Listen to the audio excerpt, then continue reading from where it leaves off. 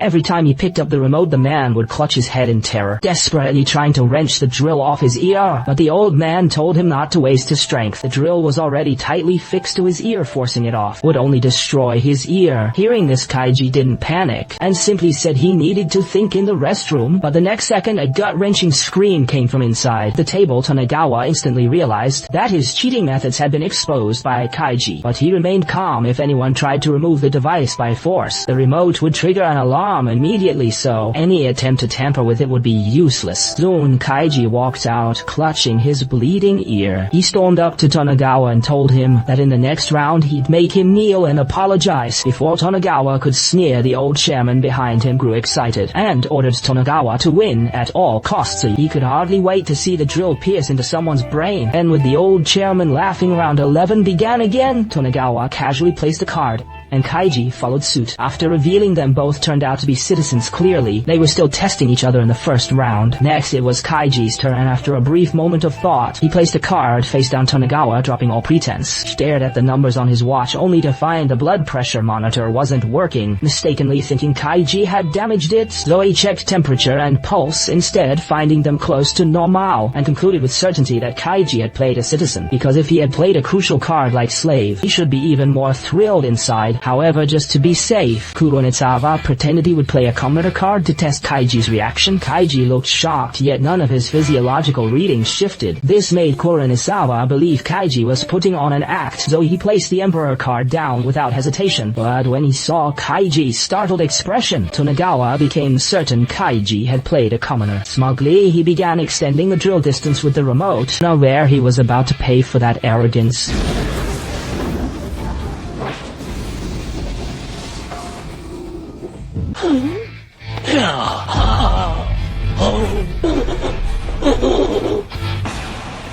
Nobody expected Kaiji to actually play the slave card. Tonegawa stared at the gold watch in disbelief, but when he saw blood streaming from Kaiji's ear, he finally understood why the blood pressure monitor showed nothing. He instantly ordered the bodyguards to check the restroom. He himself walked straight up to Kaiji and yanked away the towel in his hand. The gruesome sight terrified the bodyguards.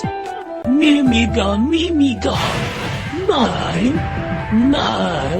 Just then the guards dragged out a trembling man from the restroom, and in his hand he was clutching Kaiji's severed ear along with Chuang's eyes. Kaiji had cut off both ears without hesitation, just to feed Tonegawa false data. Dana tomokake kisuna moido toronda.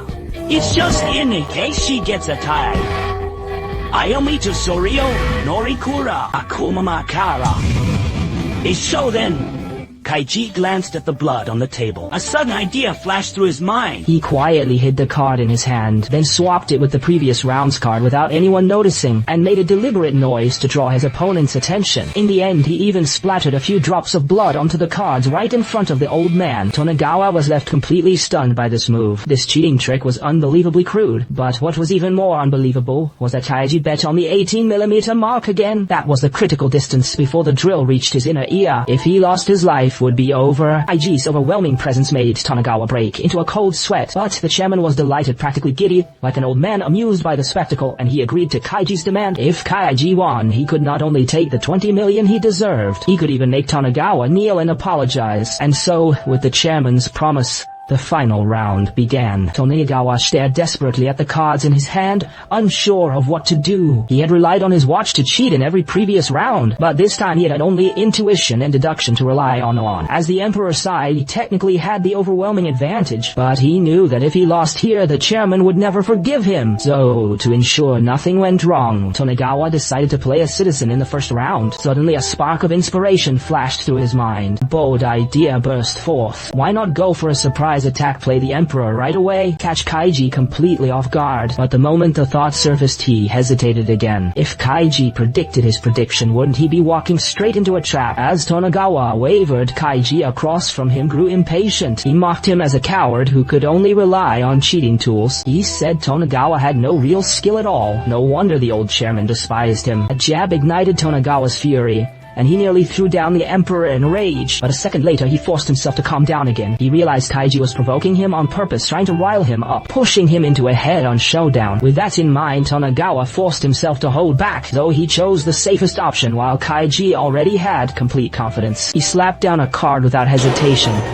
When the cards were revealed, the result came out as a tie. Kaiji let out a smug grin, just as he expected. Tonegawa was a coward, always choosing the safest move. All Kaiji had to do was charge forward like a wild beast, holding nothing back. He then slammed down another card. Faced with this reckless, death-defying playstyle, Tonegawa felt a jolt of panic he never imagined. That someone he viewed as trash could resolve himself so completely. It was a blatant insult. Kaiji was underestimating him. Tonegawa swore to himself then and there he absolutely could not lose. Kaiji would pay with his life. Katsuna, do it.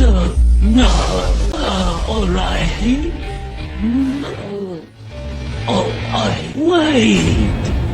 Next is the summary and breakdown of this episode. Kaiji is wagering his life. Every bet is a dance with death. This resolve to face death frees him from the fear of losing anything. He enters a pure animalistic state of combat. He even sacrificed an ear without hesitation. Just to take one win from Tonegawa, using his own life as a gambling chip, is enough to completely throw off the cheating-dependent Tonegawa. When someone is cornered with nothing left, they can break free from every shackle. His actions now come from pure instinct, survival, and vengeance. That makes him impossible to predict and terrifyingly powerful. And beyond courage, Kaiji also devised a strategy to win the next round. This shows he isn't just reckless bravery, but a mad strategist, sharp, ruthless, and unstoppable. A man who rose from a pawn crushed by the rules to someone who now shapes those rules and bends them to his will. He shows us that when someone breaks free from the fear of death and the chains of imposed rules, they can unleash a staggering, almost unimaginable power. Next, let's watch Kaiji face an overwhelming imbalance of power and see how he turns the tide with sheer wit and unshakable resolve.